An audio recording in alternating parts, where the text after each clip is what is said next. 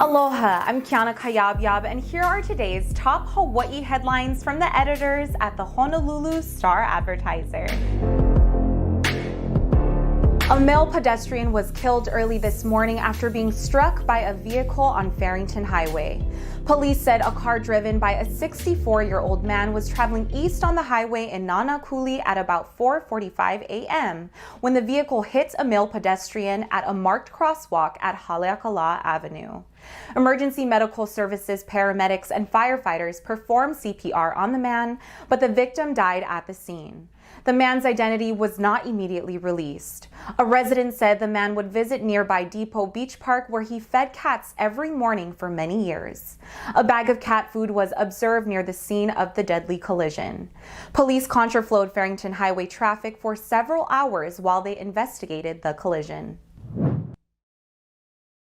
Hawaii health officials announced 39 new coronavirus infections statewide today and no additional deaths. Mayor Kirk Caldwell said that because of the lower infection rates, Honolulu is on track to move to the less restrictive Tier 2 of his 4-tiered economic reopening plan. Honolulu will move to Tier 2 on Thursday as long as Oahu continues seeing low positivity rates this week. State Department of Health officials, meanwhile, reported just 7 new hospitalizations in Hawaii today. And they also said another 34 people who had the virus were released from isolation. This brings the number of active cases statewide to just over 2,800. The statewide COVID death toll remains at 187, with 2 additional fatalities reported over the weekend. Finally, a major earthquake struck off the southern coast of Alaska this morning, but did not generate a tsunami threat to Hawaii.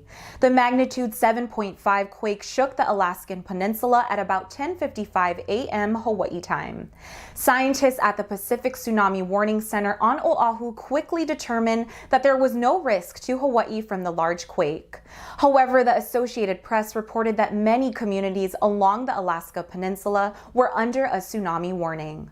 The AP said residents of the areas under the warning evacuated to higher grounds, but there were no immediate reports of damage.